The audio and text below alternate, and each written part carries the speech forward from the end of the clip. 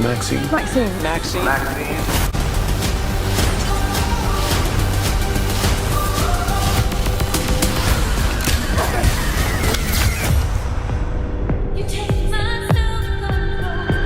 Maxxxine is the newest horror film to hit theaters. It's directed by Ty West and it stars Mia Goth as the title character, Maxxxine. Maxxxine is also the third movie in the X franchise, and for those of you who have no idea what I'm talking about, I'll fill you in on the X franchise really quick before getting into the review for Maxxxine. So X is a film that came out in 2022, also directed by Ty West and also starring Mia Goth as Maxxxine. This movie takes place in the 1970s and it's about a group of adult film stars who go to a cabin in the woods that is owned by an old man and woman named Howard and Pearl. They go to this cabin in the woods, they rent it out, and they start filming their adult film. Well, Howard, he's not happy about it, but he's like, just keep in the cabin, keep away from us, we'll be good. But Pearl, also played by Mia Goth, which I thought was pretty cool. She plays both the young Maxxxine and the old Pearl. Pearl's not happy about this because she does not like women that look younger and prettier than her. So Pearl goes on a killing streak trying to kill all of the adult film stars that night. And it leads to a night of terror and honestly one of my favorite movies in 2022. I absolutely loved every second of it. But moving on, that same year in 2022, we got a movie called Pearl from Ty West and Mia Goth. And Mia Goth once again reprises her role as Pearl, but this time a younger version in 1918. And it shows how Pearl went from being this girl who always wanted to be a star, but she ends up as a psychopathic serial killer. And Howard, coming home from the war, has to sort of cover it up and keep her secluded from the rest of the world. So it was cool, it was different, and I really liked that too. It was also in my top 10 of 2022. And that leads us to Maxxxine, which is the third and final movie in the franchise. Maxxxine is a direct sequel to X, this time taking place in 1985, and it shows Maxxxine has now gone from an adult film star to being an actual movie star, getting into an actual horror movie. She's very excited for her big break, but all of this centers around the time of the Night Stalker in the 1980s, who was a real serial killer going around and killing people. So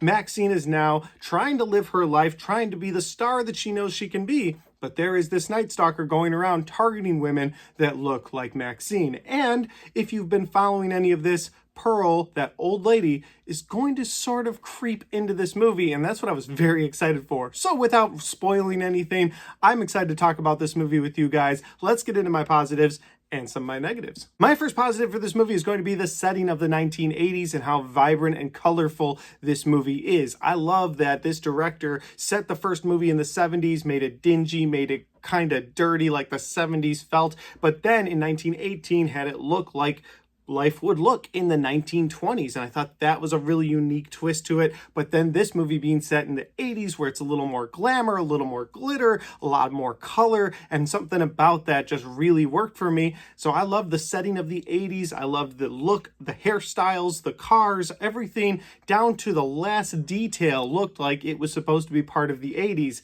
and I loved that. A good portion of the movie actually takes place in or above a video store, and that's really cool too, because in the 80s you did have video stores where you could go in and rent VHS tapes, something that's part of my childhood from the 90s and early 2000s and is now a thing of the past. So getting to see people walking around a video store talking about different VHS tapes, I thought that was really cool, and I really liked, again, the 80s settings of this movie. My next positive has to be around the performances in this movie, because yet again, Mia Goth brings it as Maxxxine. And what I really like about her character is she was never shy in the first movie, but she was sort of coming into her own in the first movie. She was sort of learning the ropes as she went in the first movie. She was almost leaning on the guy who was directing the adult film they were making in that cabin until she had to stand up for herself towards the end of that movie. So getting into this movie, she has really come into her own. She's a no-nonsense person. She doesn't take shit from anybody, not even guys that try to stalk her on the street, and I really liked that. And so I thought Mia Goth was able to show how her character has become so strong,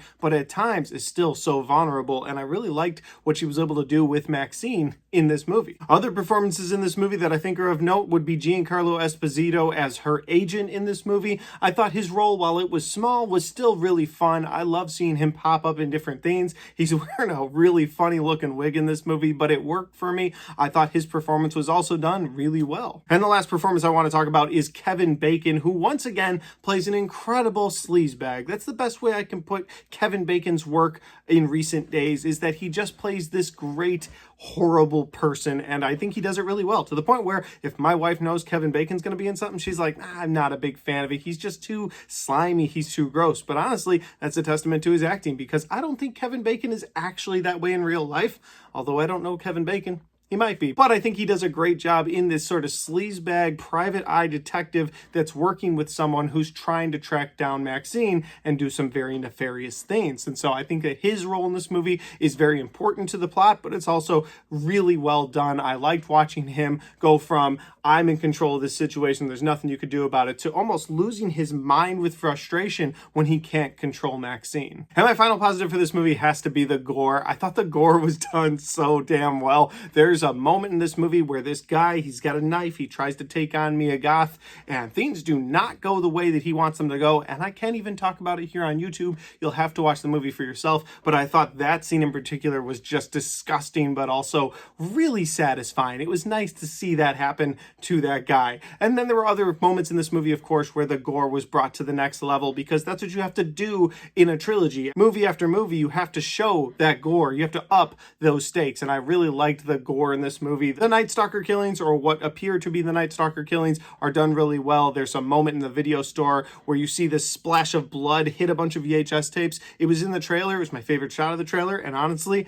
it's one of my favorite shots in this movie. So I thought the gore was also done really well. That'll lead me to my negatives, and unfortunately all three of my negatives that I have are all story based, which is disappointing because I loved the story of both X and Pearl, while I also loved the gore and the performances in those movies. Where in this movie I really enjoyed the performances, I really enjoyed the gore, but something about the story just felt lackluster. It didn't feel as well done as the previous two entries in this franchise. For instance, my first negative in this movie is that this time the plot feels very predictable. There is a twist to the Night Stalker killer, and I'm not going to reveal it here, obviously, but I called that twist right at the beginning of this movie. Like, right as they got into this movie, I knew exactly who the killer was going to be, and I was 100% right. And here's the thing, I'm not, oh, well, I can always guess the killer. I'm not. I'm usually the one who doesn't figure it out. Other reviewers will be like, yeah, I knew that right away. And I'll be like, did you?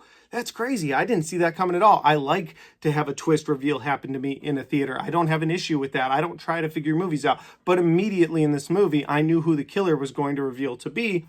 And I feel like anybody could. If you're just paying attention to this franchise, you're going to know who the killer is and what the killer's motivation is. So it felt very predictable in that way. And I also didn't feel any real danger for Maxxxine in this movie. There was no point in this movie where I thought Maxxxine wasn't going to make it to the very end. Now, I won't say what happens in the end because I won't spoil anything, but in no point in this movie did I feel like Maxxxine was actually in danger, which is different from the previous movie, because in X, I felt like Maxxxine might not be the one to make it to the very end. Clearly, the next movie is called Maxxxine, so she did, and it's a spoiler from a movie from 2022, but I did feel like there were some stakes, that this movie didn't feel like there were any real stakes for her. At no point did I feel like she didn't have the upper hand on everyone that was surrounding her. She was cold, she was calculated, and you could maybe say that's character growth. Maybe that she was cold and calculated and that she was one step ahead of everybody else, but to a certain point, it just felt like they were putting all this plot armor around Mia Goth's character of Maxxxine, to the point where I was like, all right, well, I know you're going to make it through this. Nope, Kevin Bacon's being the worst. I know you're going to make it through this somehow. And she's just constantly making her way through those situations. My next negative is that this movie didn't feel as self-contained as the previous entries in this franchise. And what I mean by that is that the first movie takes place in basically a cabin in the woods setting, where you've got a set group of characters, a set group of killers. You don't need a reveal as to who the killers are because you know who they are. And they were going around murdering everybody they could. And you were just sort of along for the ride with both sets of people. In Pearl, felt the same way, where you had Pearl and the people at her home, you had a few people in town, but you had a set group of characters. It felt very self-contained. Whereas with this movie, it feels bigger, it feels bolder, and maybe that's part of the point. Maybe you have to up the ante with a sequel, but this movie didn't feel as self-contained as the other movies. It feels a little disjointed from the other movies because of the setting being so big, because you're in Hollywood the entire time, and there's a whole cast of people, and there's a director, and there's Mia Goth, and there's her personal friends, or the people that she works with, the people that she dances with, the people she makes films with, and then you've got the killer, and then you've got another group of people, and it's just, you have all these different settings, and it just, after a while, it starts to balloon, and it doesn't feel as self-contained as the previous films. Now, maybe that's a negative for me. Maybe other people that won't bother them. Maybe on second rewatch, that won't bother me as much because I'll know what I'm getting. But again, going from self-contained movie in X, self-contained movie in Pearl, and then jumping to the sequel of X, which feels like this big balloon of people and doesn't feel as self-contained, that was a negative for me. And my final negative of this movie is that this movie didn't feel like it tied together the X franchise like I wanted it to. See, in the movie X, you're introduced to both Maxxine and Pearl. They have a showdown towards the end of the movie. In the movie Pearl, you're introduced to Pearl and why she is that way. And they never really go into the fact that Mia Goth plays both characters and that she looks like both characters when she's young, when she's old. There's no, oh, this was actually your grandmother. There was no reveal of that sort in this movie to sort of tie these movies together. Now, the movie does tie together some plot lines that they had going through the movies. At least X and Maxxine had a plot line going, so they tie that together. But I feel like a franchise as a whole, they never really get into why Maxxine and Pearl are so similar. Why, as young stars, one went crazy and one decided to define her life differently. And so I would have liked a little bit more of that. I guess you could look into it and be like, okay, this is Pearl, this was her path, this was Maxxine, this was her path, and they both sort of took the same path and then went different ways when the going got tough. And I feel like that's fine, but that's me reading into it. That's not the movie explaining it to me. And that's not to say I need the movie to explain everything to me, but it would have been nice to have an understanding as to why they chose these three stories in these three eras in particular. Like, one was set in the 70s, one in the 80s, one in the 1918. What was the significance of that? What was the significance of Pearl and Maxxine? Is it just that they had the same upwards trajectory, but they chose different paths in life? Is that all? Because I was hoping for just a little bit more. And again, I don't feel like this movie in the franchise of Maxxine tied the franchise together in a satisfying way.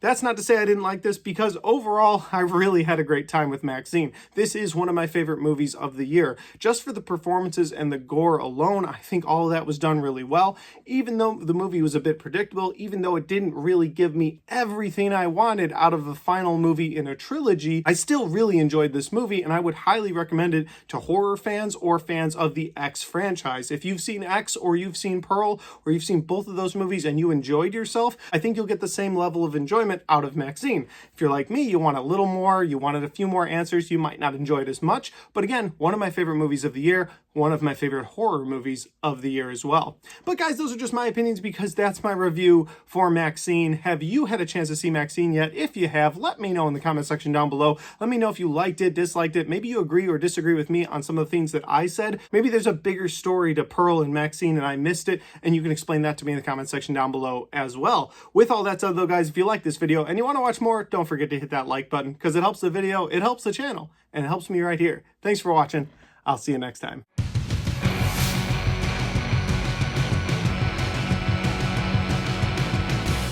Alright guys, we got to the end of my Maxxine review. Loved watching this movie, loved making this review. It's just something I love to do. I love being able to talk about movies with you guys. And for all of you who tuned in and watched to this point, I just want to say a quick thank you to you for watching my videos, hitting that like button, leaving comments. It means so much to me. Really appreciate that. But with that said though, guys, if you like this video and you want to check out more of the content on my channel, well, I've got all of my best and worst from 2024 right there. And I've got all of my 2024 movie reviews right there.